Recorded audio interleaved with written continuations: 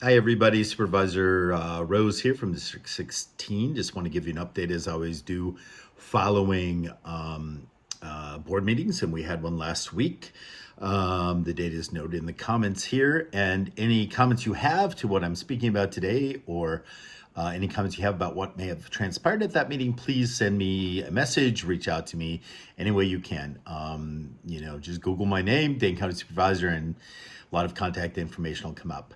I did want to speak, though, that what was before us at the last board meeting was the idea of putting something back to vote for the Common Council, so to speak, for all of us to vote upon. This was a vote that was passed on by the PPJ Committee, Public Protection and Justice, on which I sit. And in a committee like that, you hear something. In this case, it was the Dane County Executive's decision to submit Dave Mahoney, former Sheriff Mahoney from here in Dane County, to temporarily head up our new Department of Criminal Justice. And at that point, you have a discussion on the floor, and you can vote yes or no. And that decision is then passed on to the committee at large, who then has a hearing and takes into account all of the recommendations of PPJ and the power of a yes or no vote. But we also have before us in Robert Rules a vote option that is a possible motion, which I did at the PPJ meeting where we were discussing Mahoney's appointment and debating if it should be confirmed by the entire board, and thus giving our opinion. And that option is one called to postpone indefinitely, which is what I put forth on the board floor, and which succeeded with a 4-3 vote. So what happens there is it just dies because it lives indefinitely, as the name suggests, on the committee floor, and does not pass on to the general floor for a decision. Unless at the 45-day mark of that vote, someone then on the floor, a colleague of mine or myself, any of the Dane County supervisors, can put forth a motion to put this conversation back before the general council, the bigger group, so to speak, which kind of overpowers the decision that was made on the committee level. So that came forward. Supervisor Bolig made that motion. It was seconded by by Supervisor Ratcliffe. And the vote became before us if we would allow this or not. It wasn't discussing the things we already did on the floor. That's on the committee floor. That's not allowed. We weren't doing a hearing to make the decision of a confirmation. We were simply deciding if we should place it back into the hands of the committee and ignore, so to speak, the vote on the floor of the committee and put it back on the Common Council floor. So it was a yes or no vote.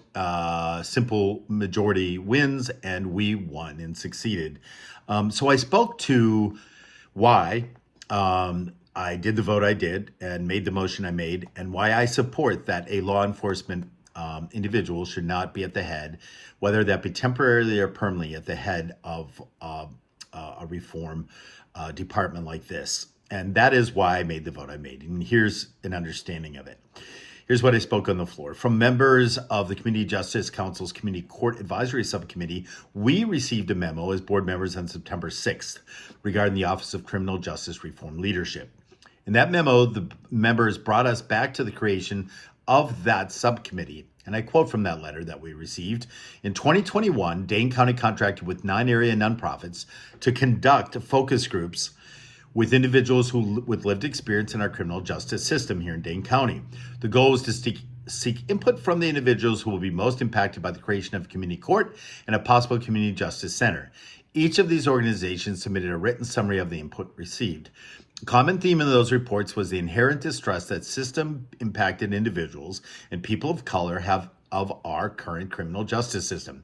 Furthermore, focus group participants shared the belief that for real reform to happen, the individuals responsible having created and led the current system, whether that's law enforcement, judicial, the DA, for instance, cannot be the individuals put in charge of reforming the system.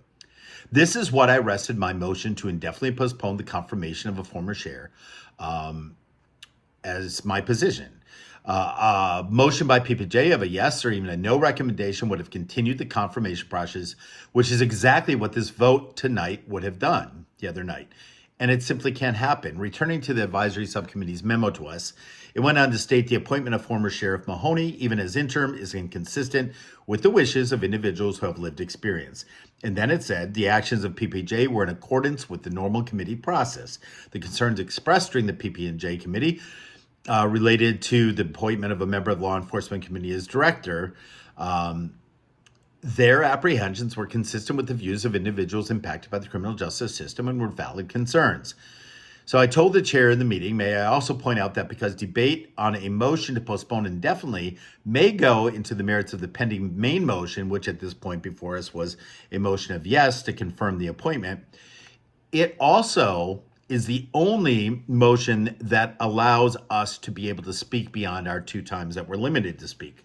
So I felt by doing that, like the writers of the memo, that we did do justice and we gave it due process to hear out what we thought. So that's it. I just wanted to share that with you. The result of the vote, why I made the original motion, how I'm defending that original motion, which I still stand by, not defending in a way other than to say I'm defending my position. So that's it. And thanks, guys. And I will be back after the next board meeting. We are also getting budget process season. So we will have extra board meetings next week and in the next couple weeks. They're at 6 o'clock at night. On certain nights, you can find that on Dane Legistar if you want to join for any of those meetings and hear from our department heads here in Dane County as to their requests for the 2024 budget. Thank you so much.